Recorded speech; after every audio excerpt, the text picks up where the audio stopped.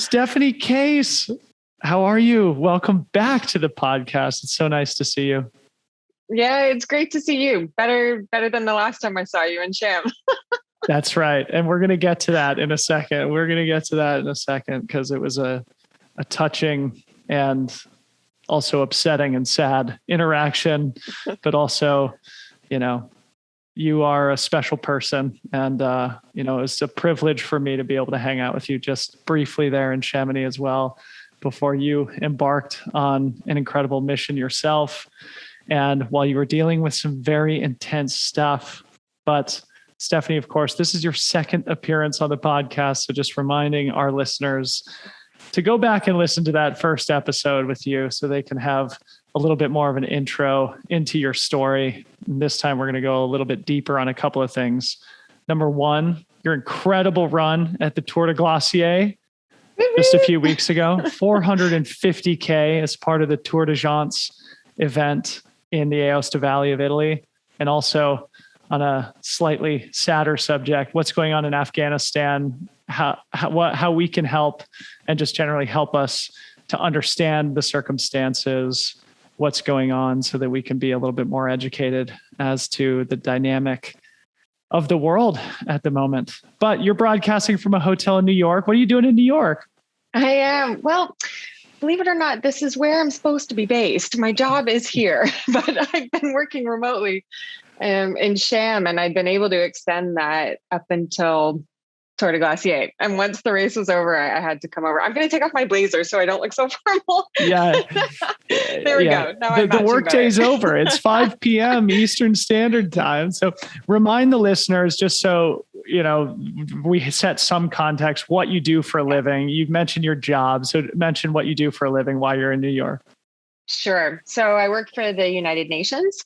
Right now, I'm a human rights analyst in our UN Operations and Crisis Center, which is a 24/7 shop. And prior to that, I was the head of protection of civilians and child protection in the UN assistance mission in Afghanistan. So basically, I'm a lawyer and I specialize in conflict and crisis. A human rights lawyer. And we talked all about that in the first podcast. And we're going to get to how your work is then recently disrupted and made very challenging with the current geopolitical situation in Afghanistan specifically, where you have a lot of connections and where you do a lot of great things. And I guess we should talk about our interaction in Chamonix just a few weeks ago. Of course, I was there around the UTMB week, and we had sort of a North Face get-together event. You and I are both supported by the North Face, and there was a little sort of happy hour event at one of the bars in town. And Stephaie Case comes walking up to the bar, and I was standing there on the patio. We made eye contact, and of course I walked over to you, and we had a big hug, and you immediately burst into tears. So, because who doesn't want a crying girl in a bar? So, and of course, this is right at the apex of the situation that was unfolding in Afghanistan. So I guess, I don't know if there's anything you want to add to my characterization of our interaction, but talk a little bit about what was going on at that time in the UTMB week and what you were carrying around the village with you. Yeah. Well, I mean, it's a compliment that you were the person that I picked to burst into tears in front of. So thank you. Yeah, I mean, normally UTMB week in Chamonix is just the best time. There's, everyone is there. There's so much going on. And I had completely sheltered myself from everything that was happening on the outside because I was in the middle of coordinating evacuations of Afghans who were associated with the NGO that I founded in Afghanistan 7 years ago, Free to Run. But I decided I was going to air myself out and try to practice interacting with humans. And I thought I'd be able to keep it together for an hour amongst friendly North Face folk. And, the look on your face when you saw me, there was no hiding how I was feeling and what I was going through at that time. And luckily I just felt comfortable enough to to start crying and just share a little bit about what I was experiencing that week, and to have an hour break from what I was going through was helpful. But I think I was still responding to calls and emails in the middle of that 1 hour. You were clearly carrying some emotional baggage. It was you were carrying a feeling of responsibility, I think, for the people who you know and care about in Afghanistan, particularly the women who you have mentored and nurtured to become athletes themselves. And it's such an incredible thing that you do. And I honestly was honored that you were able to open up with me, and that we were able to have a pretty deep and special interaction there on the streets of Chamonix outside of a bar. And, you certainly, no better place. You certainly made me feel quite emotional as well. And before we kind of get into specifically the challenges of what you're dealing with, maybe you could give an overarching idea or just a characterization of what happened on the ground in Afghanistan and what led to this chaos. Sure. So basically in the months leading up to August, we've seen a deterioration of the situation in Afghanistan. Peace talks had basically failed between the government of Afghanistan and the Taliban. And every week we would get the news of more and more districts being taken over by the Taliban, more and more areas coming under Taliban control. And so the government was maintaining control of provincial capitals, but all of the space around, these centers were being taken over by the Taliban, and in many cases without even a fight. And Free to Run, we had organized an expedition in the walk-on corridor, actually with North Face funding, and this is in the northeast of the country, to do this amazing expedition with female leaders from across the country. This was supposed to happen at the end of July. And, we'd be up over 4,000 meters, hiking and trekking in some of the most remote areas of the world. And then at the beginning of July, Badakhshan, which is the province that the walk-on corridor is in, became basically the first full province to fall to the Taliban. Basically in 36 hours, it went from just a few districts being controlled by the Taliban to almost all of them. Mm-hmm. And it was shocking. And that was really the first time when I thought, fuck, yeah. So this is really going in a bad direction. Were you there at the time? I know you made a visit to Afghanistan in July. Yeah, I wasn't there at the time. I was preparing to go in. So I already had my visa.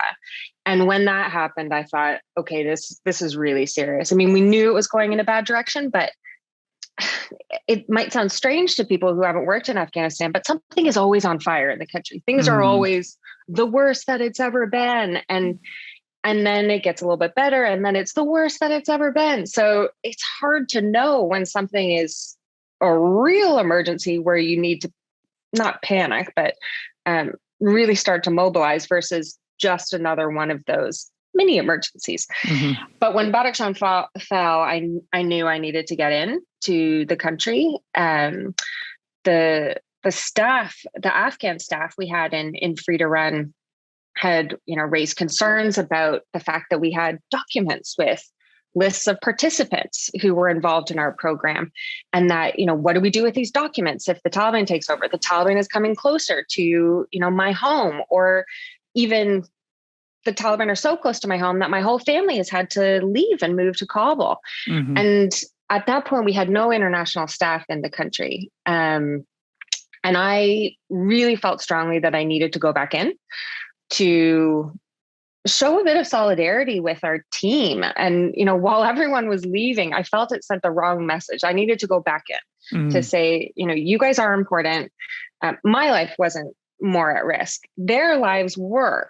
But as an international, the level of violence, level of suicide attacks that could potentially affect me weren't nearly as bad as they'd been maybe a couple of years ago.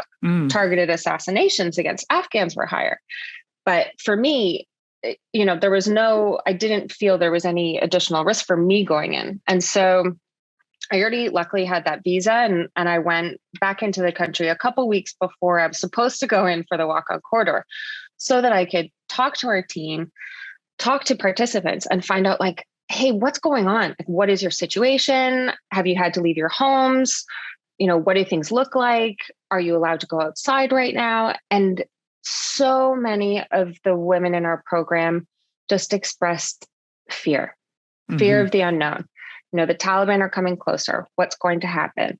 My dad is worried about my safety. So he doesn't want me going outside anymore. I miss running. I miss my friends. I miss, going in the mountains. And, what was so clear to me was one, and it was a tough thing to realize, but our whole program, Free to Run, is about helping women and girls to reclaim public space and to promote community change through outdoor activity and running. So this is about visibility.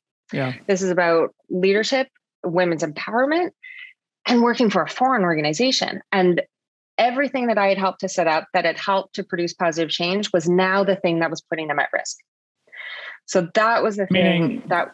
When they were going to exercise in public because of the fact that the Taliban was sort of reasserting their authority, the women who had been feeling safe exercising as part of your organization were easily identified and potentially punished as a result. Exactly. So basically our staff members in particular, who were known in the communities for leading groups of women on outdoor activities, for, education, on things like conflict resolution, assertiveness, leadership, they were known, they were identifiable. And,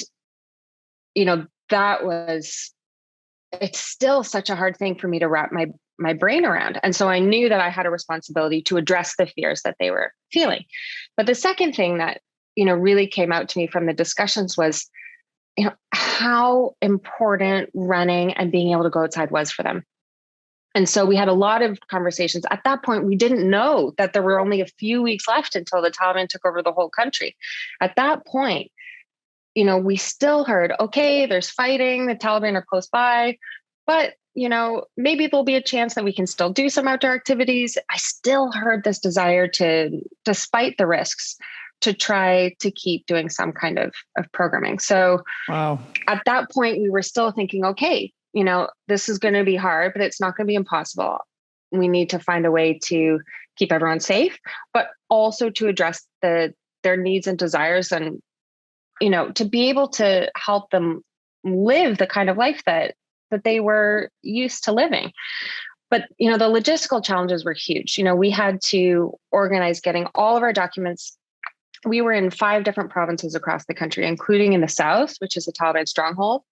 So we had to find ways to get all of our documents with participant names, names of our vendors, our contractors, to get those all to Kabul, and then to sort out which ones we had to destroy and which ones we needed to keep for security purposes and everything. Yeah. Wow. And identify which ones we needed to take out of the country and which ones would be buried or burned if necessary in event of a crisis. In order to protect yourselves, would happen. In order to protect yourselves and the women who are part of the organization.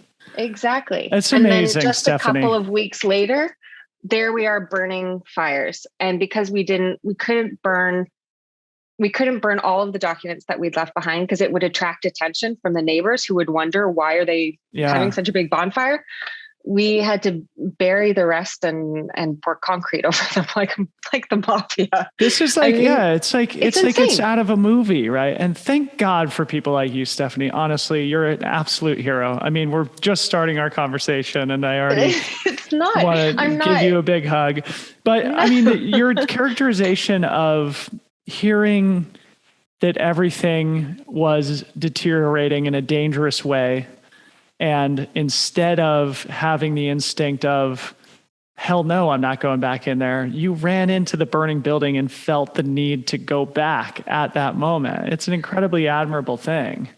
Well, honestly, I'm so mad at myself that I left, because when the evacuations started happening, I tried to get back in. I mean, this was a case where, there were no commercial flights. I'm not going to say which country, but I had some internal communications sent within the military forces of a certain country to try to get on in a military plane to get back in. I had an Afghan SIM card. I had a visa that I'd already used, but fine. Mm-hmm. And, I can sleep in weird places and I don't need a lot of water. And I was like, I am perfect to go back in and support the evacuations. Because as it turned out, what we really needed was a contact point on the ground at the airport. So without sounding too ignorant, and to be honest, I am ignorant of this whole thing, and I feel somewhat silly based on my ignorance asking certain questions, but I think it's important for context. Of course, we're talking about evacuations and stuff. You mentioned earlier that talks had broken down between the Afghan government and the Taliban. Where does the U.S. government factor into all this? Because the news that we were receiving, like the only thing that I really knew was that the U.S. military basically cut and run without enough advance warning. Can you just provide your professional assessment of what happened leading up to this point that you're describing so far? Yeah. And I just will make it very clear. I'm speaking as myself, not as the UN. Okay. Thank you. Caveat. Yes.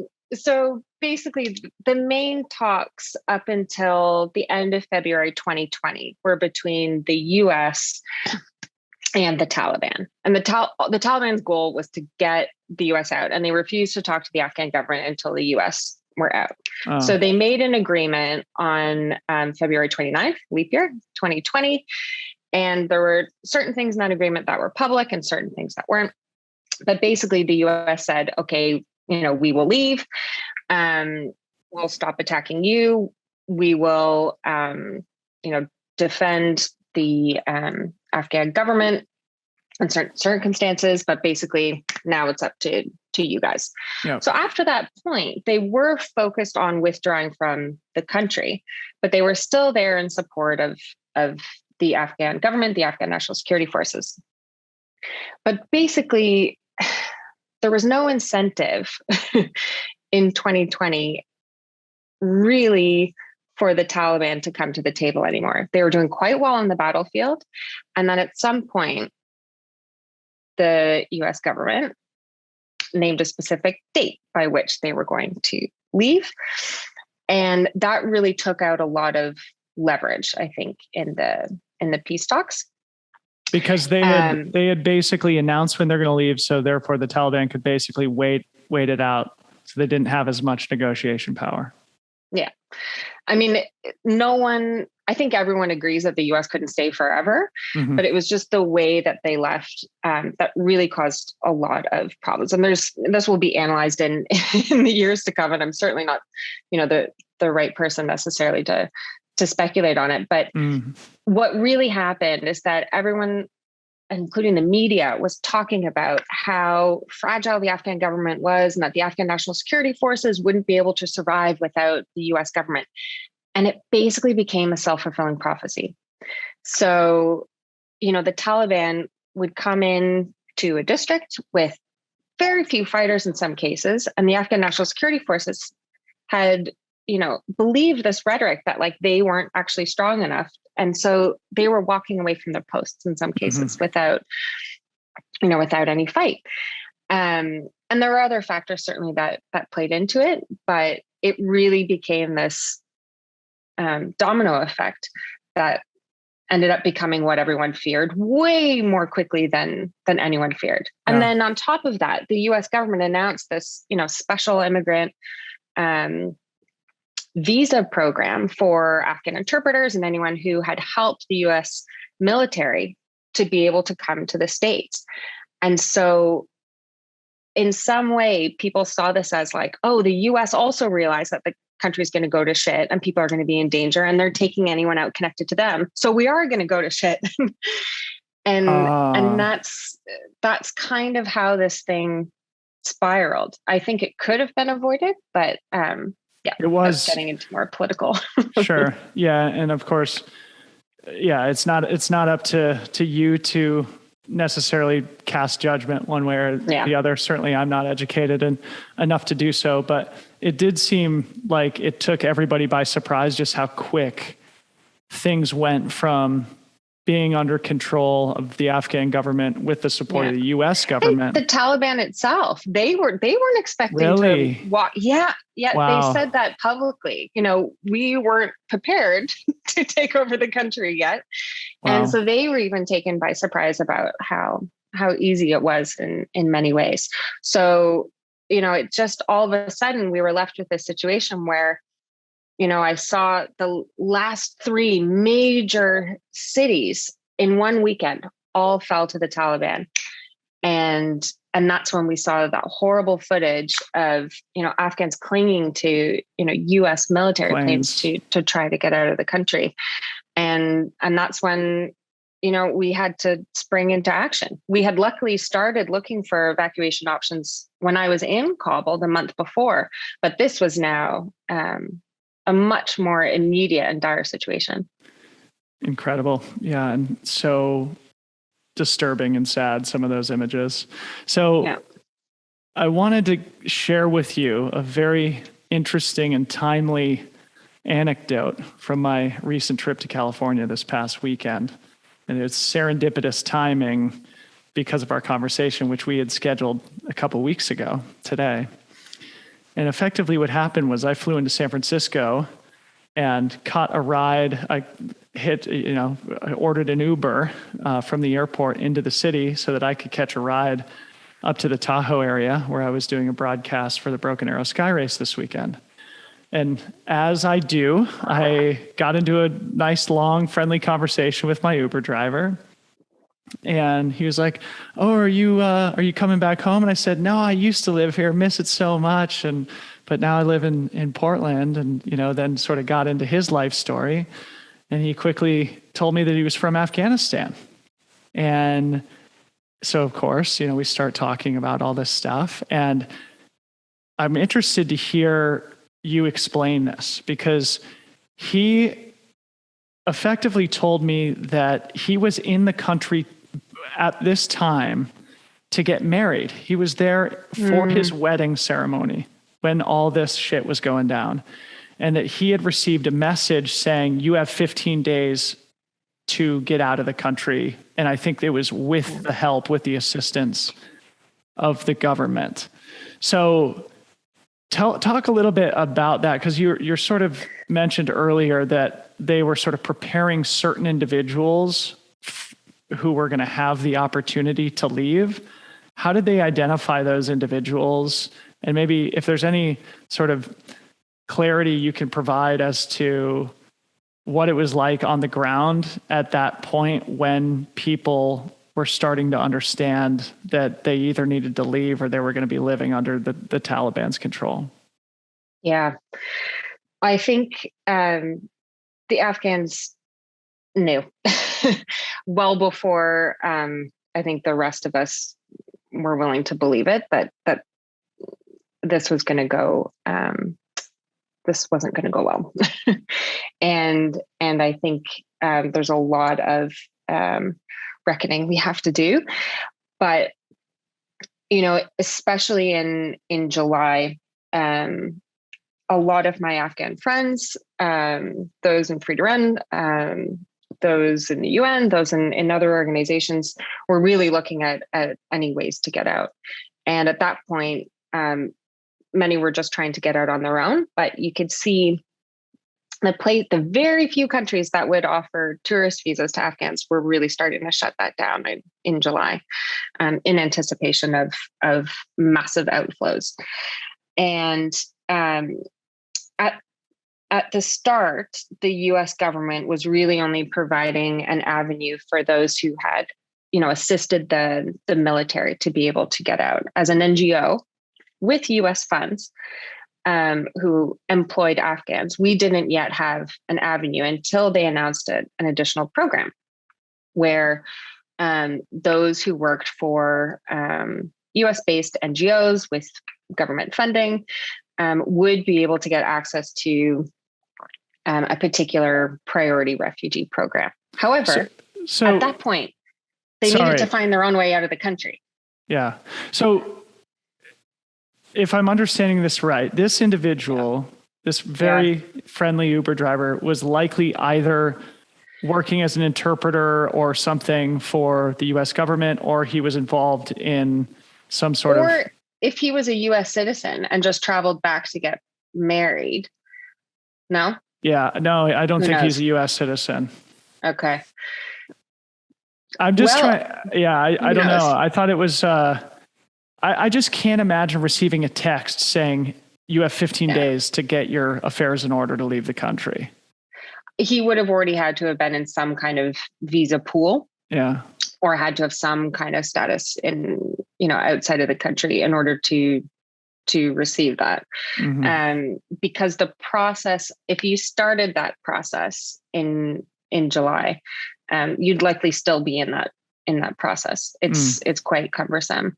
But for example, like when I was in Kabul in July, I mean, it was against all foreign government advice, and the French sent in a special plane to pick up any French citizens who were in the country to leave at that point. So if he had, any kind of a green card or anything for the US already, then he probably would have been notified by the government to leave.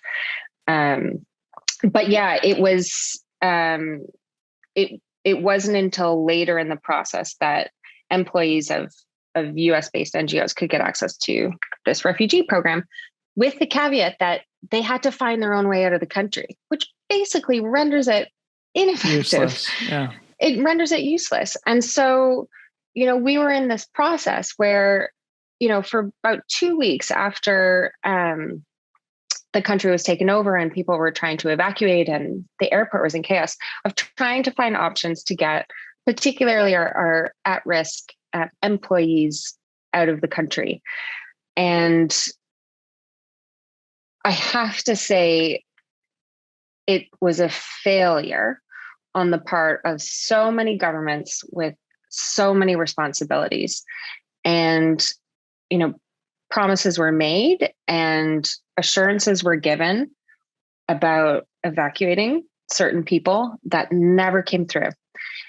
And it was probably after the first week when I realized that no one was going to help us get our team out. No government that we were connected to, no matter how much they'd invested in us or how much they had helped to create the conditions that put them at risk, just like I had with Free to Run, that the safety and security and the lives of my own team were going to come down to me and my executive director, Taylor, and what we could put together, from finding buses and bus drivers who could take people to the airport, to being on the phones with my team members for, like, when they'd be at checkpoints trying to get past the Taliban for 20 hours in some cases, then advising them whether they should go to the airport and which gate. There were a number of different gates at the airport, and different international forces were controlling different ones, to then making contact with different international forces. I mean, this ultimately culminated in me coordinating operations with special forces from other countries to try to get buses through crowds, past Afghan national security forces who were shooting, into an airport, past the US, onto a charter plane that we had to find. Yeah. I mean, it was absolutely insane. All Chaos. The while, security threats going on all around the airport. I mean, it was I want to say 24/7, but I did sleep. It was like a 21/7. What a great way to spend UTMB week, wasn't it? Yeah. So, Stephaie, your organization is focused on women and girls in Afghanistan, and I want to give Iraq. And I want to give you an opportunity to talk about how this impacts women and girls specifically, because in my interaction with my Uber driver, I also said, so what is it like on the ground in Afghanistan right now? And he said that everything had basically been closed, and they had very recently opened up schools again for the first time, but only for boys. For boys. Only for boys. So talk about how this situation is impacting women specifically. Yeah, it's actually much worse than I feared. I think because I have to be an optimist in the line of work that I do, I fell into that camp where like, this isn't going to be the same Taliban as 20 years ago. This is going to be different. You know, the UN's had a dialogue with them. The international community's had a dialogue with them. They're different. And, you know, I don't want to make any pronouncements, but we are watching and seeing how they are governing and how this new administration is dealing with women and girls' rights. And just like you said, schools are reopened for boys, not for girls. Women are allowed to work in the health sector because the Taliban don't want women going to male doctors. But women, in terms of going back to the workforce, not happening. You know, I have a friend who's a journalist, and she's been traveling all over the country. And, you know, while she's been apparently treated well in some places by the Taliban, in other places, she might get served tea, but then she has to turn her back to the Taliban because they don't want to see her face. Or she'll be completely covered up except for her sunglasses. And they'll say, you know, we don't want to talk to you because we don't talk to naked women. Mm-hmm. So, you know, we have actual restrictions where announcements are being made in towns and districts that women have to wear the burqa. That's the blue tent, basically, you see with the mesh. Yep. So you've got mesh in front of your eyes. Not a single bit of your body can be seen. Yeah. So you have those actual restrictions. And then you have areas where there might not be an official pronouncement, but families and the women themselves don't want to go outside because of the fear of what's going to happen and the stories of what's happening to others. You also have the stories about forced marriages, the Taliban taking young girls as wives. And, you know, it's very hard to know to what extent this is happening, but the situation is bleak. You have a case now, especially with the women and girls who are in Free to Run, where they went from being able to run a marathon outside to being stuck inside, no educational opportunities, no work opportunities, and no way to leave the country overnight. Brutal. And I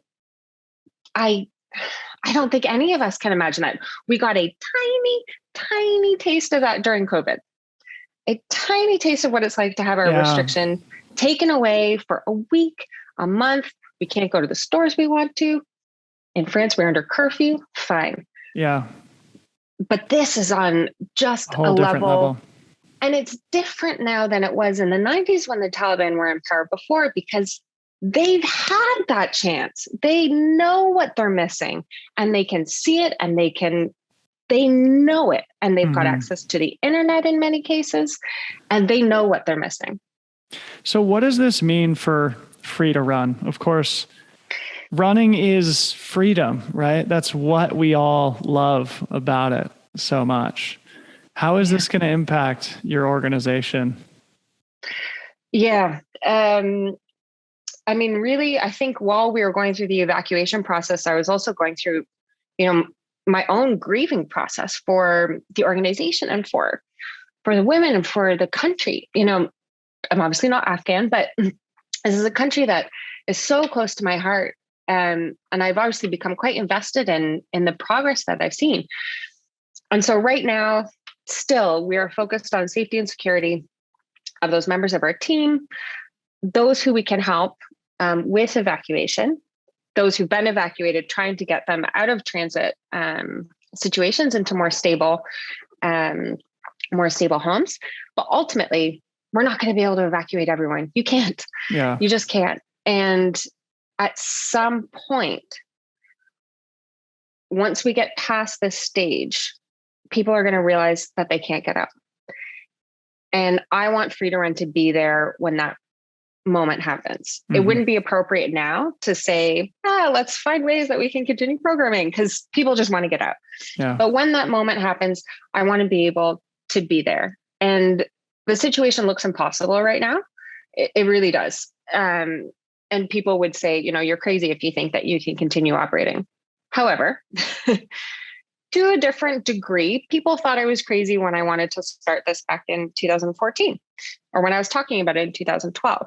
Mm-hmm. And I just have to believe that there will be openings, that there will be opportunities to continue to support the women and girls who are there, either through remote education, ways that, we developed all sorts of remote curricula so that they could continue doing exercises in their homes during COVID-19 lockdowns. There are going to be openings, and I want to find ways to take advantage of those and then to build on them. And maybe that'll be in 6 months. Maybe it'll be longer. Maybe it'll be next month. I don't know. Things change badly overnight. Maybe they could go back. Yes. How about that? But, optimism. I think what I take away from it is that the model works. We've more than proven the concept that running can do so much more than just individual empowerment. It can drive community change and change the views that people have about the roles of women. And we're continuing to do it in Iraq. So we're going to scale up in Iraq. We're going to keep our eye on Afghanistan and continue to obviously support those in our family, and look to see what other opportunities arise. But it's going to depend on funding as well. Thank you. That's a perfect segue. Stephaie, how can our community help? I mean, this is something that is so in line with the core values of trail runners, right? Yeah. Is to create opportunities for women and girls in these places to experience the joy and freedom of being outside and running. And we have a decent sized listenership here, and I would love to give them an opportunity to support Free to Run. So in what ways can we support financially or otherwise?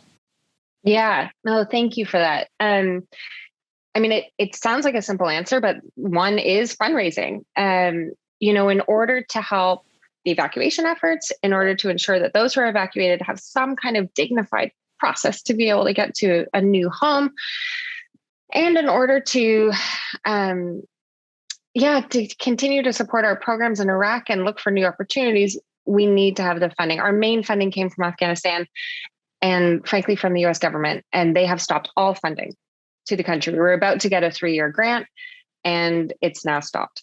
And so that's really thrown, actually the viability of our whole organization into question. So we launched a fundraiser for $100,000. I think we're up to $62,000.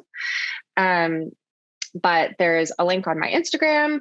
You can donate through our website, through PayPal. Super, super easy. And I see every donation that comes in, and it really, including yours, and it really, really helps us out to continue to support those who really need it most. And one cool way of doing it that we've seen throughout this whole process is we do have an ambassador program. And, it's not about being a Dylan Bowman. It's not about being the highest level people, although we would love to have you.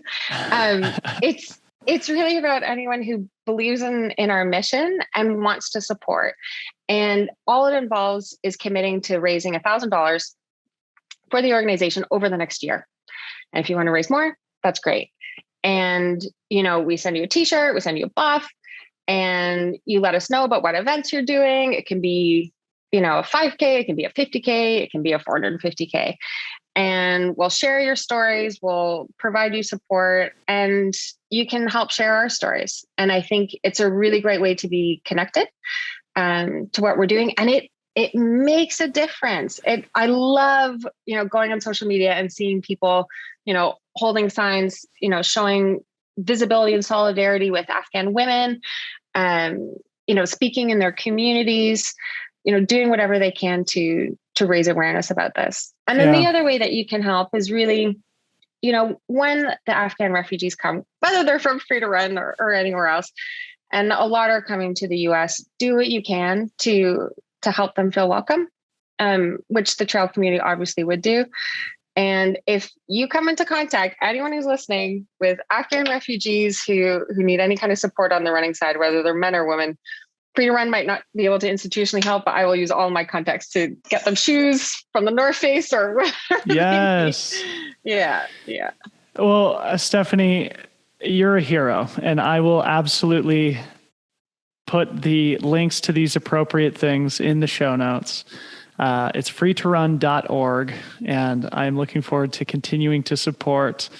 And I am just so impressed by what you guys do. I think it's such an admirable mission, and I really do hope that those who are listening are similarly inspired and that they can show some support as well. And I love this ambassador idea as well. And of course, being welcoming of those who do have the privilege of being welcomed into the United States as refugees. And I do just want to finally also share that my Uber driver told me that his wife, mother, brother, and sister had all successfully been evacuated, and they are currently in a refugee camp in Wisconsin, awaiting final medical clearance before they will officially be welcomed into our country. And it was the most powerful Uber ride of my life, for sure. And I was so struck by, even though this person who went home for his wedding and left under duress, and who is driving Ubers to make ends meet, and whose family is in a refugee camp,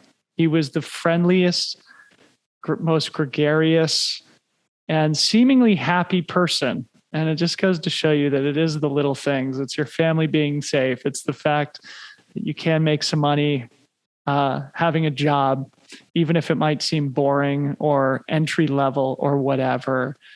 It's all about, your attitude in those situations. And he embodied it, which was pretty special.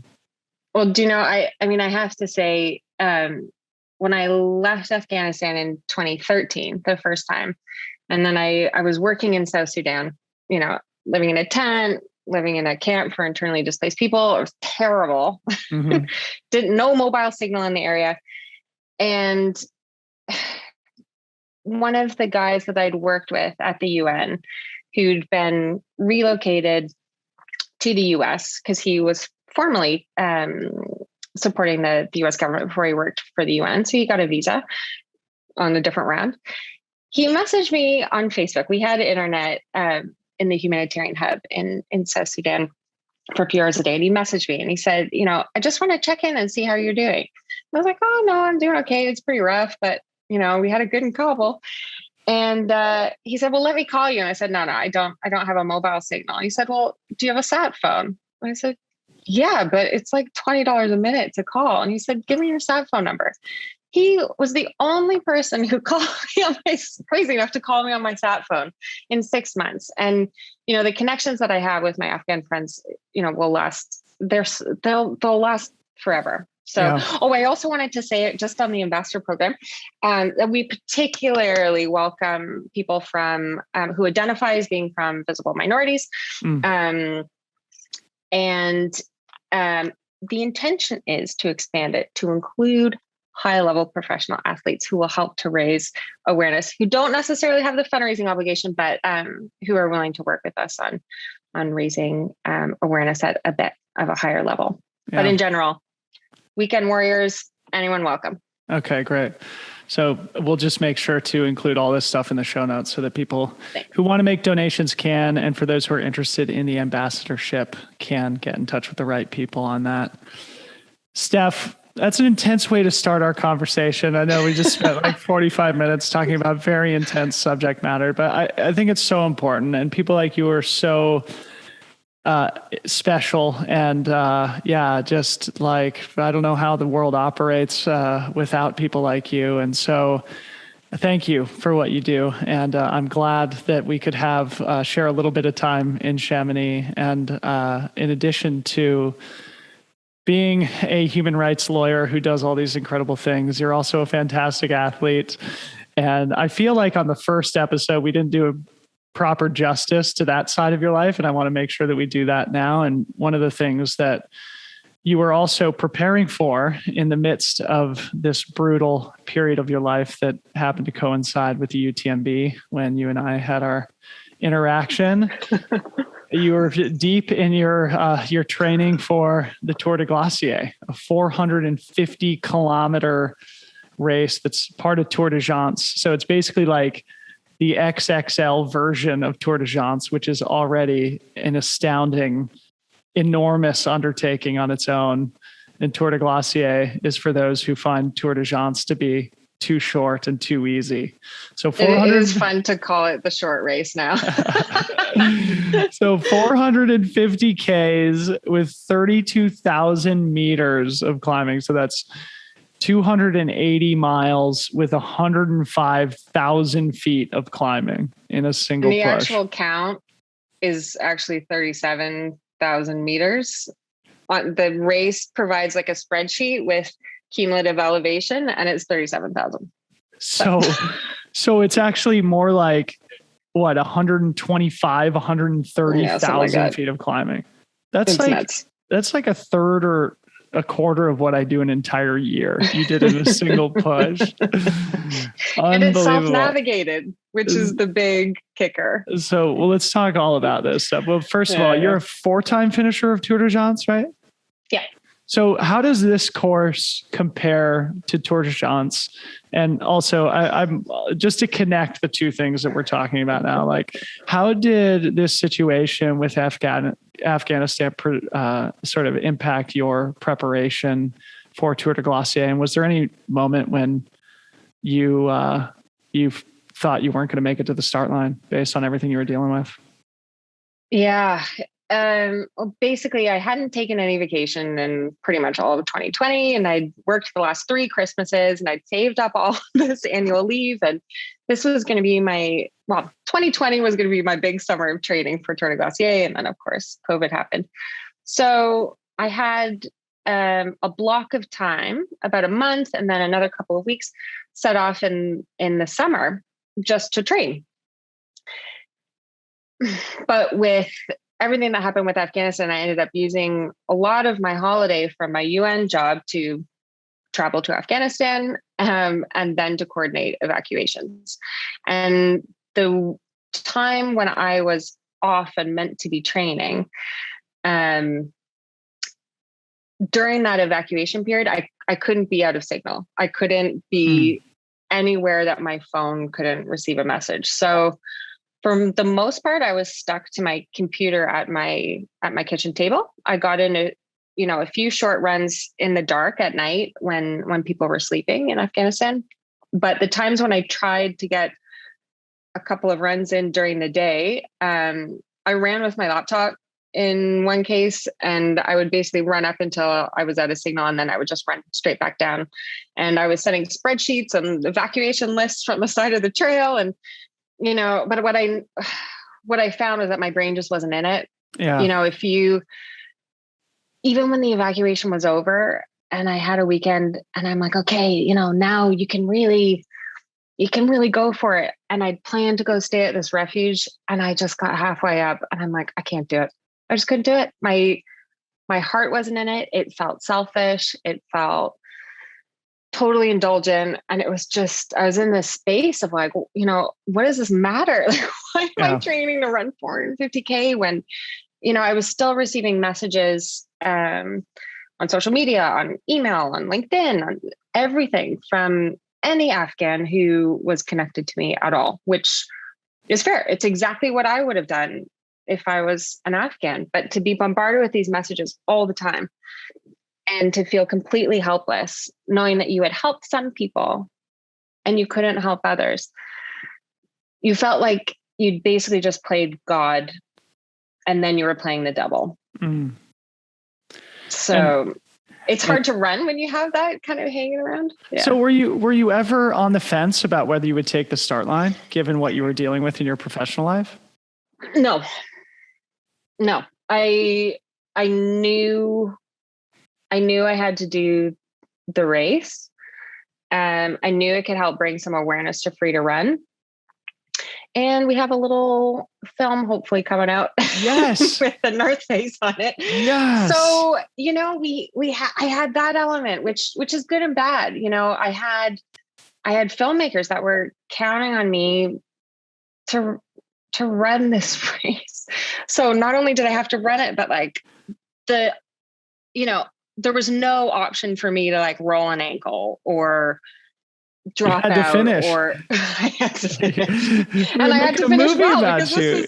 this is about women's empowerment. Like no one wants to come in last. It's the perfect incentive. It's the carrot and the stick mentality. It's like, you're setting out for 450K. Is what can you do to motivate yourself when you want to quit? Well, they're making a movie about me. So explain a little bit about the race and how it compares to Tour de France. I know one of the things that makes it interesting is that it's self-navigated, where Tour de France is actually properly marked and flagged. Well, I really thought that Tour de France was the, hardest race that you could possibly do. I mean, I've like you said, I've done it 4 times. I've done it twice in 98 hours and 15 minutes, give or take a couple of minutes. My worst time is 104 hours, I think. But, and I was just destroyed. And, you get to the end and you're like, I can't take another step. Like how we all feel at the end of any big race we do. But Tour de Glaciers just blew this out of the water. So I think what makes it quite different, obviously the length, but the self-navigation aspect is massive. And okay, I've done the Barkley. Barkley's hard. You've got your own map, you've got a compass. You're allowed GPS in this race, so let's not get crazy. Mm-hmm. But your ability to understand GPS when you haven't slept in a week is really, really tough. I mean, there was one point, it was a checkpoint, Hotel Italia. I think it's about 40K from the finish. And, there were a couple of guys behind me who had been behind me the whole race, never more than about 6.5 hours.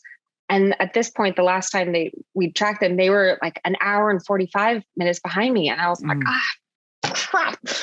Because you're competing against these guys. I was competing against these guys, we'll get to that. And so I come into this checkpoint, at 40K left to go. So at 410K. And I'm like, okay, we're going to do this in 15 minutes. And I run in like it's, 100K race. And I'm like, let's go. And I'm like shoving food in my mouth. And I'm like, go, go, go, go, go, go, go. And then I run out and there's like maybe 3-5 cameras on me, all with their lights. And it was like tour media, local media, my own film crew. And I was like, yeah. And then I look at my, my GPS and I'm like, I don't know where to go. Oh, and they're all just staring at me. And I'm like, where did I come from? And they're like, well, Great St. Bernard Pass is that way. And I'm like, that doesn't tell me anything. And then I like ran a little bit. And then I ran back a little bit. And luckily the winner of the race had come out to the checkpoint to see me. And so someone went inside to grab him and he ran out. He's like, go this way. And I was like, I can't understand anything. So what were you using to navigate? Did you have like your cell phone with Gaia on it? Yeah, I had my cell phone with Gaia on it. And then definitely I had know my watch that as a backup. You can be like, when you're tired and you're looking at your Gaia, you're like, I can't tell. Like, do I go right here? Like, which way's north? I don't get it. I can imagine after 6 days. Yeah. And I felt so stupid because they were all like watching me and then they're trying to interview me. And I was like, I can't talk right now. So aside from the extra distance and the self-navigation component, is there anything that stands out to you that makes it different or more challenging than the tour, which you've done 4 times? The terrain, like the lack of trail. So, I used to think that Tour de France had gnarly trails, and they do, like very technical, gnarly trails. But Tour de Glaciers doesn't have trails in many parts. And there were 4 parts of the trail that I'd listed on my Excel spreadsheet for my crew, just highlighted in red as danger. These are the parts where I might need a helicopter. And in these places, there's no defined trail and really no super safe or obvious way to get down. So they'd actually placed mountain guides on the tops of 3 cols. One of them who would be there to put a harness on people and help belay them down, which I didn't get offered. Apparently I looked too confident, which I need to work on next time. Whoever was doing that probably had to sit around for hours and hours and hours between people. He was in a sleeping bag when I came up, and he just popped his head out and he was like, Elaine. But European mountain culture is so cool. The tops of the other ones, I'm like hiking up in the middle of the night, and it was, of course, always in the middle of the night. And I get to the top and I'm like, do you have any advice? And he was like, okay, maybe go left, take a sharp right, but then stick to the left. And I was like, what? Like, does he understand English? Like, sharp right, but go left. Let's stay left. Like, yeah. And then the other guy, I was like, any advice? And he goes, no. Like, okay. Thanks for your honesty. So you're just here to watch me. Like, and we're talking like ice, you're going beside glaciers, big boulders, and you don't really know where to go. And so you can crawl over these boulders and go through these holes, and then you're suddenly on like a, cliff face, and you're like, oh shit. So it can take hours to get down, just like a couple of kilometers. And I've never broken a pole in 13 years of ultra running, and I broke 2. Yeah. Wow. Yeah. And ripped the whole ass out of my tights on the first night, which was nice. Right. Yeah. Nice. Yeah. So talk a little bit about, because it took you ultimately 155 mother bleeping hours to get through this. 6 minutes. In 6 minutes to get through the Tour de Glaciers, 450K. 37,000 meters of climbing. So like 280 miles and like 130,000 feet of climbing, we'll just say. Yeah. And I know obviously that's a difficult thing to get through. It's going to make anybody tired, particularly if they're not really sleeping comfortably. And I know you basically didn't sleep throughout the entirety of the event.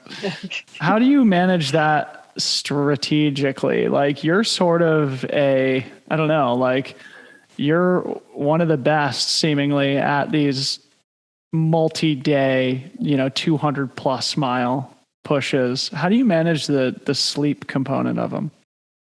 Well, first, I think we just have to clarify, I can only be classified as one of the best because so many women aren't doing them.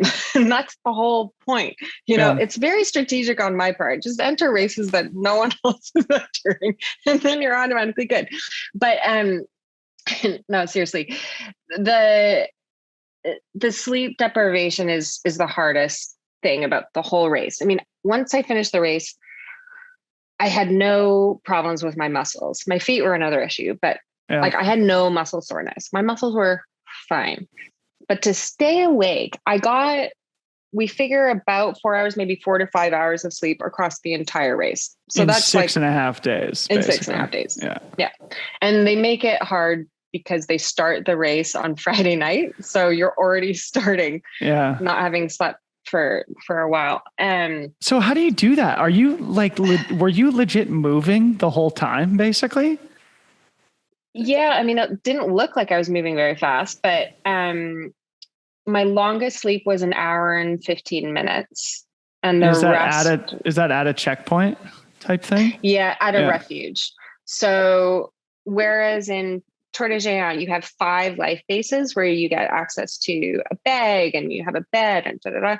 There's only 3 in Tour de Glaciers. So you're spending most of the time just up high. Mm-hmm. And your checkpoints are mainly refuges. So if you have crew, they have to be willing to climb up 1,000 meters in the middle of the night and meet you at a refuge. Mm-hmm.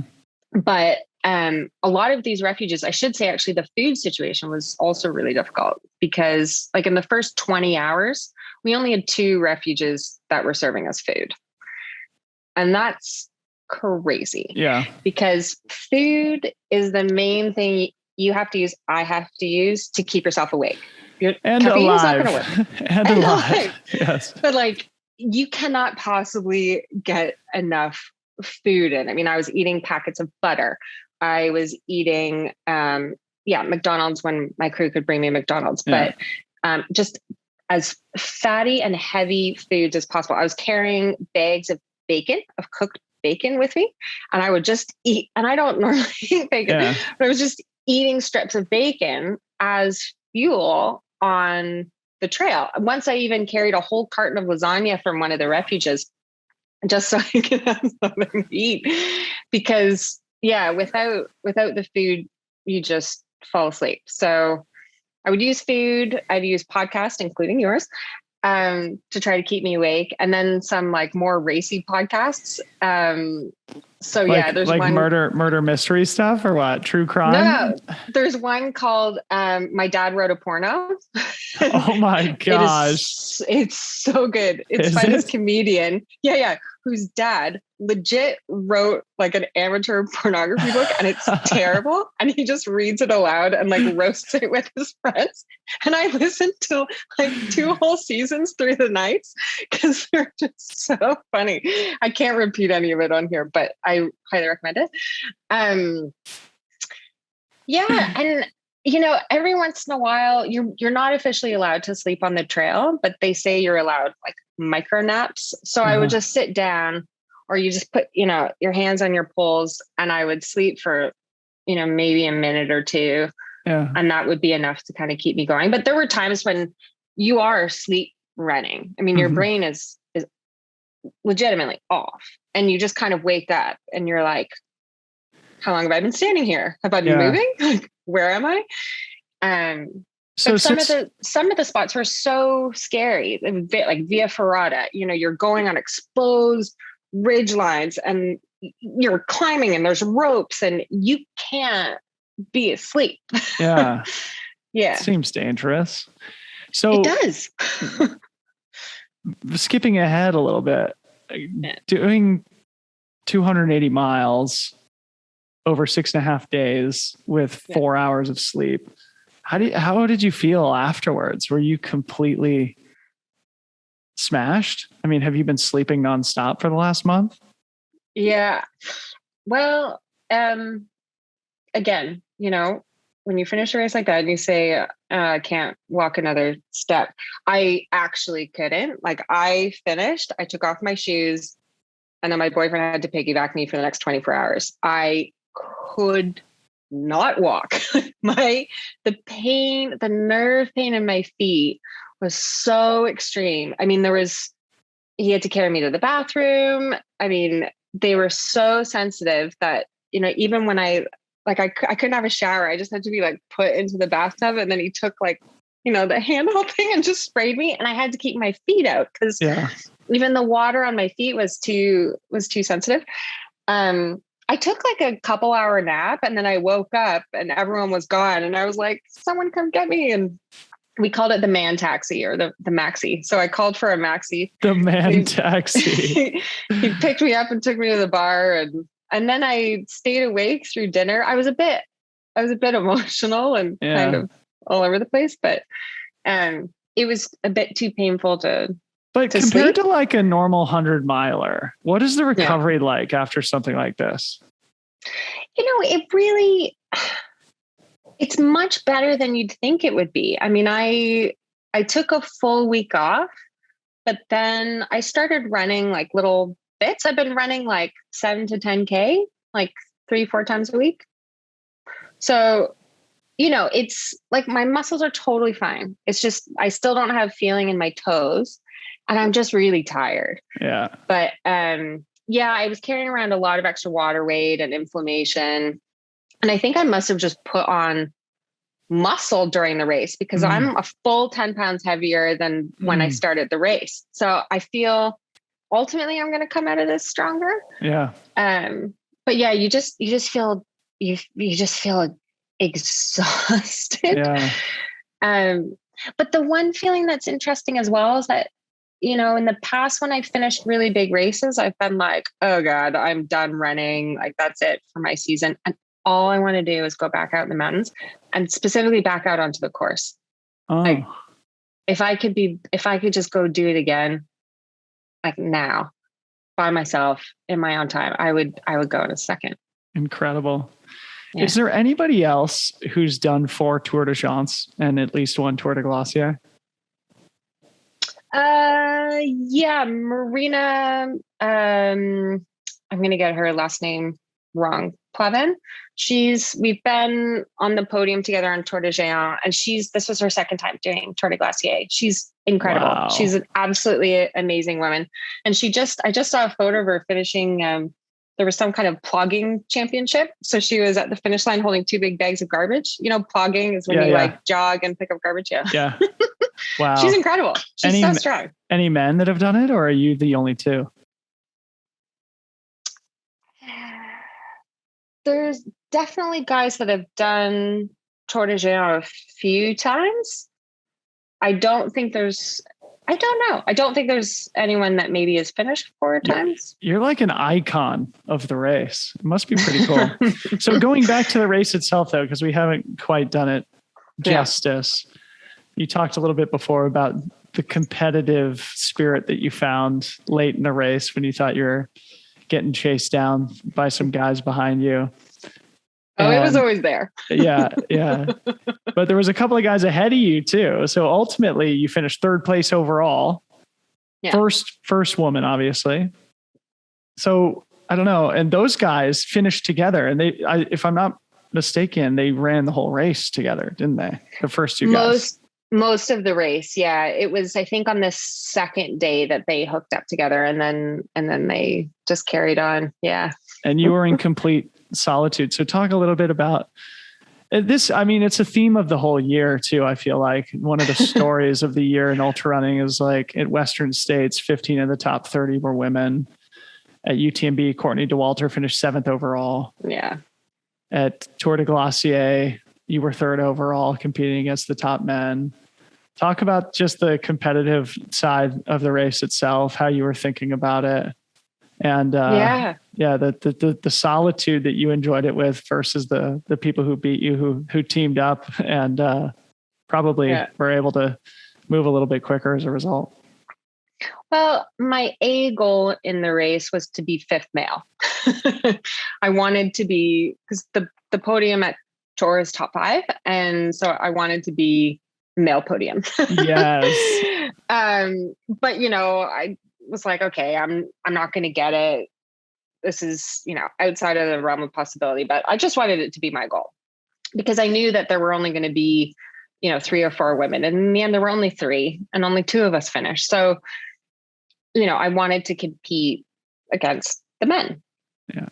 And, from quite early on, I was running up at the front, and normally I would think like, oh, I'm running too fast. I felt so good. And I was like, why is everyone running so slowly? It sounded so arrogant, but I'm like, I don't think I'm moving too quickly. I never threw up. I wasn't pushing myself that hard. And, there I was at the top. I was in 2nd for like a good chunk of the first 24 hours. And I'm like, this is crazy. But I was always kind of waiting for it to, to end. But normally I start off races slower than others, and then I catch up. So I'm like, maybe there's something interesting we could do here.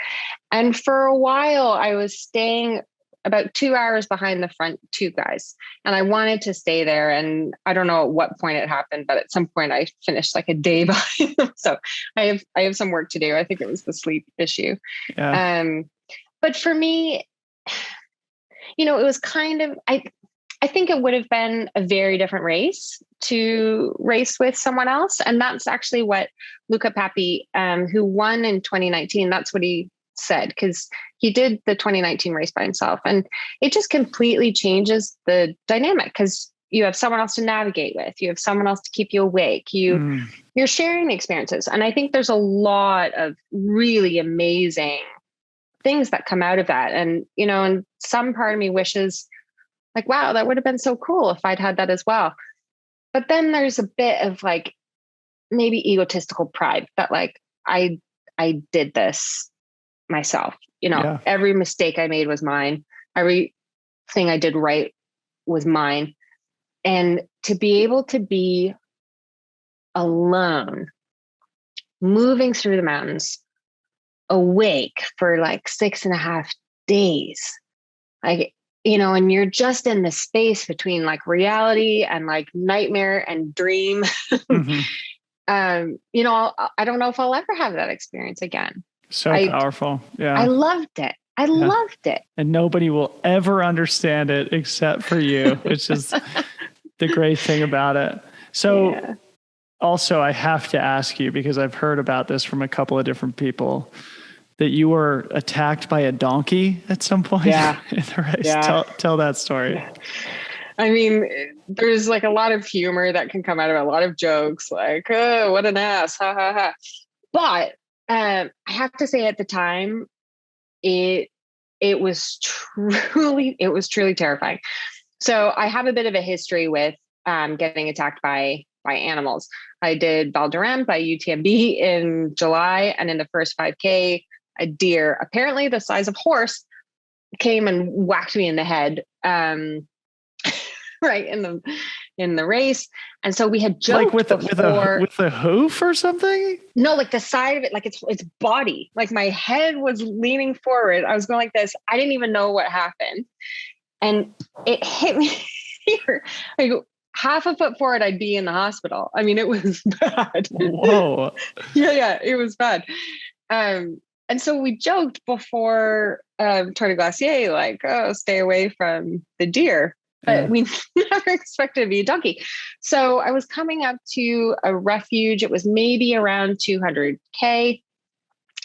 And Carrie, one of the filmmakers, was there with her camera and just filming me coming up to the refuge. And there was a donkey. And it kind of came up beside me and was like nudging me a bit. And I just thought it was, being like a cute little animal. And I was kind of talking to it. And it went from being a cute little animal to like terrifying within about 5 seconds. So it basically pushed me over, and I was on the ground on my stomach, and its whole body weight was on top of me. And so I'm freaking out, thinking that I'm going to be crushed. I'm going to be crushed to death by a donkey in the middle of a race. And like, I could feel the compression on my ribs, and I'm like having trouble breathing. I could feel its hooves. And then it started biting my head and biting my neck.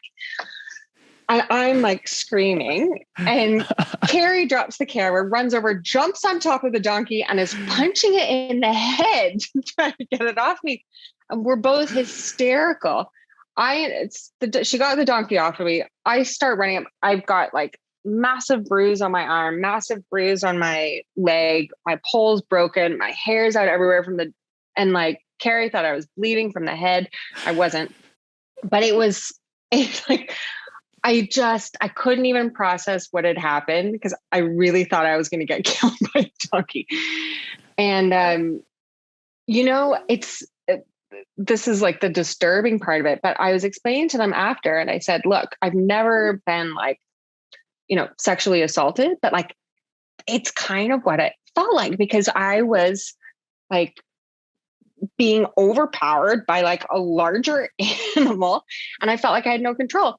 And apparently the donkey had a giant erection. So oh my apparently God. I was looking like a female donkey in a race, which, is just disturbing. He was confused. He was very confused. Oh my God. I have so much empathy for female donkeys now. Speaking of porno podcasts, geez, I didn't know we were going there. I know. No, it was horrible. And so I basically left the refuge in a panic attack with one pole holding my arm, just sobbing. And it took me until I got to the top of the climb, because I still had, 250 more K to do. Yeah. It's early. Yeah. Was this caught on camera? So apparently you can see the erection on camera. Oh my God. And you can hear my screams. So yeah, we'll see what this is going to be part film. of the movie. Oh my gosh. We're going to need so many disclaimers and trigger warnings. You guys are going to be going on tour, I think, with this film, probably. I know. So it's terrible. To go from, somewhat humorous content to sort of wrap things up, Stephaie, this was a pretty freaking cool achievement for you, especially considering the circumstances of your life at the time and what you were dealing with your professional life and with your friends and, your organization in Afghanistan. Was it meditative at all? Were you able to sort of process things while you were out on the trail? And in retrospect, what value have you found in this huge undertaking at Tour de Glaciers? Yeah, I think, I've been looking forward to this race for so long, since they announced it in 2018. And then I didn't get in 2019. And then we had COVID in 2020, that, it had been, this huge goal of mine, but also I was terrified. I was terrified of failing something that, I just knew that I could nail. And so before the race, I was a mess. I was just, there's this photo of me in black and white where you can just see the look on my face, like, ooh. But once I started running, all of the stress that I'd had and all the worries that I had were just gone, because I just gave myself permission for 1 week to not answer emails, not answer messages. And it took me a bit of time to get there. Because I still did have this feeling of, of just guilt and selfishness and self-indulgence and, all of these feelings.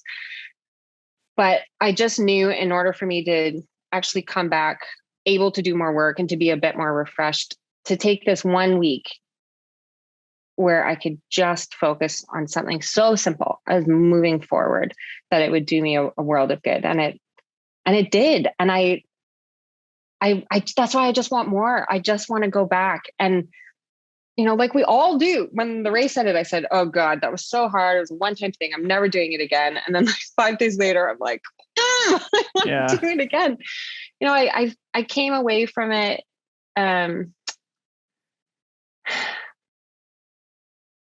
Every time I do an ultra and I do well, it's still a surprise. I'm not a professional athlete. I'm not a good athlete. I pick events that there aren't that many women in. So objectively, it looks like I know what I'm doing. But as I've said before, it would be my dream to not be doing well, because there's so many other good women in these races. So for me to come through this and actually compete at the same level as men, even though I was a day behind, it's a huge reminder to me that we're constantly undervaluing our potential. And we